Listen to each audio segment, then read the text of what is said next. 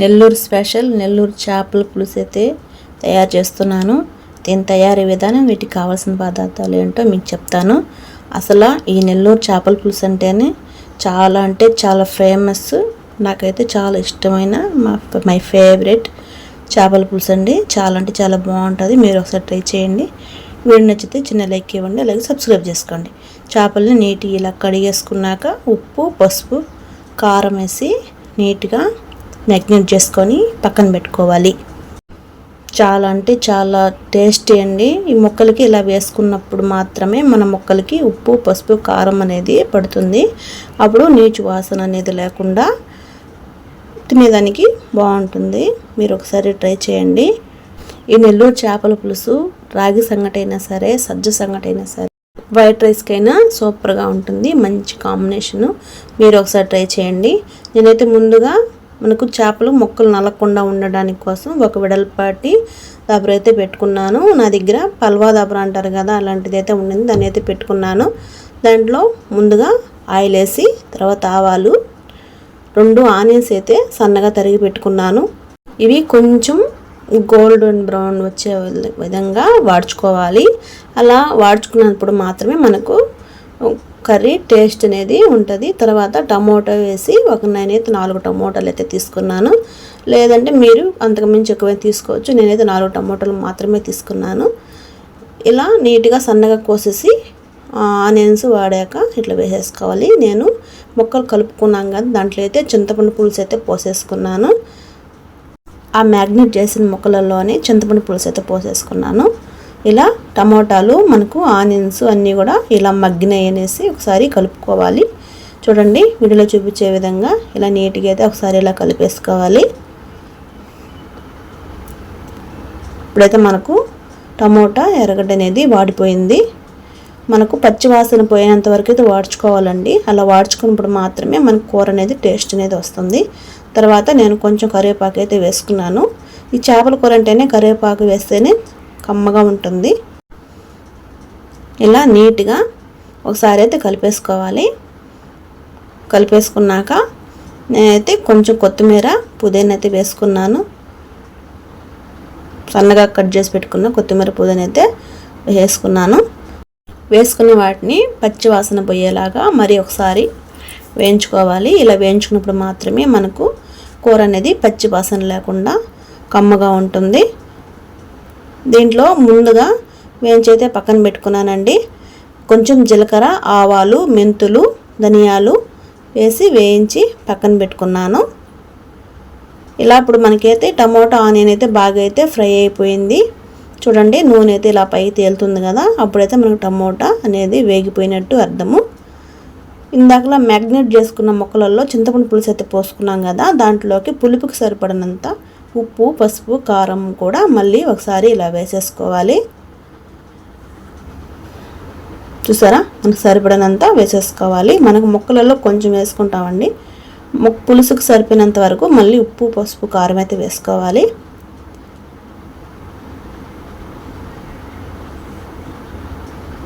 ఇలా వేసుకున్నాక మనకైతే టమోటా అన్నీ మగ్గిపోయాయి. దీంట్లో పులుసు అయితే ఇలా పోసేసుకోవాలి. వీడియో అయితే నేనే తీసుకున్నానండి, అందుకని కొంచెం లేట్ ప్రాసెస్ అనేది. ఇలా ముక్కలు పులుసు అన్నీ కలిపి ఒక్కసారిగా పోసేసుకోవాలి. మనకు పులుపు చూసుకున్నాక పులుపుకు సరిపోయినంత, మనకి ఎంత పులుపు అయితే సరిపోతుందో అంత పులుపు చూసుకుంటూ కొంచెం వాటర్ అయితే వేసేసుకోవాలి. ఇలా వేసుకున్నాక మూత పెట్టి అయితే ఉడికించుకోవాలి. తర్వాత కొంచెం ఉప్పు కూడా చూసుకొని, ఉప్పు సరిపడినంత ఉప్పు వేసుకున్నప్పుడు మాత్రమే మన కూర అనేది టేస్ట్ అనేది వస్తుంది. ఉప్పు తక్కువైతే కూర అనేది టేస్ట్ రాదు. అన్నీ వేసి చూడు, నన్ను వేసి చూడు అని అంటదంట ఉప్పు. అందుకనేసి ఉప్పు లేకుండా కూర అయితే చేయలేం కదండి. ఉప్పు వేసుకొని ఒకసారి కలబెట్టుకొని మూత అయితే పెట్టుకొని ఉడికించుకోవాలి.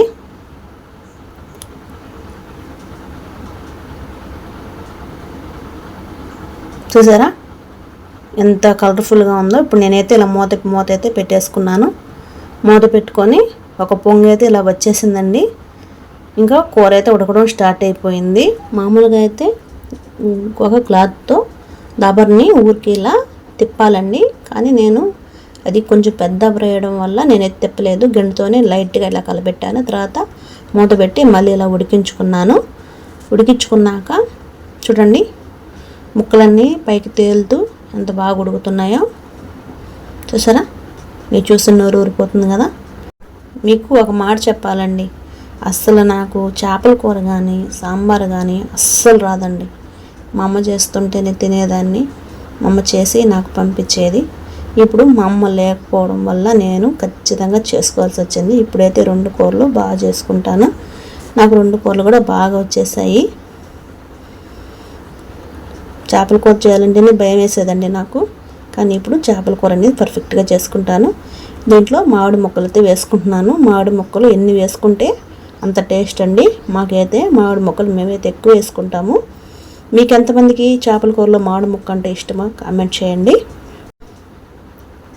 మా పాపకి అయితే మామిడి ముక్క అంటే చేపల కూరలో వేయడం వల్ల చాలా అంటే చాలా ఇష్టము మా పాపకి. మా పాప కోసమే నేను వేస్తానండి, మామిడి ముక్కలు ఎక్కువగా వేస్తాను. చూసారా మనకైతే ఫైనల్గా ముక్కలు అయితే వేసేసుకున్నాము. కూర కూడా 75% అయితే ఉడికిపోయింది. ఒకసారి మళ్ళీ ఉడికించుకోవాలి. ఇట్లా ఉడికించుకున్నాక లాస్ట్లో కొత్తిమీర తెల్ల వేసేసుకున్నాను. చూసారా ఎంత కలర్ఫుల్గా ఉంది, గ్రీన్ రెడ్ కలర్గా ఎంత బాగుందో చూడండి. మీరు ఒకసారి ట్రై చేయండి, మీ ఫ్రెండ్స్కి షేర్ చేయండి, నా ఛానల్ సపోర్ట్ చేయండి. మీరు ఇచ్చే చిన్న లైక్ నెక్స్ట్ వీడియో చేయాలన్న మోటివేషన్ అయితే ఒకటి ఉంటుంది, చేయాలన్న ఉత్సాహం కూడా ఉంటుంది. ఇప్పుడైతే నేను చెప్పాను కదండి, మసాలా పొడి ధనియాలు జీలకర్ర ఆవాలు మెంతులు అన్నీ కొంచెం డ్రైగా వేయించుకొని మిక్సీ పట్టుకొని లేదా రోట్లోనే దంచుకోవచ్చు.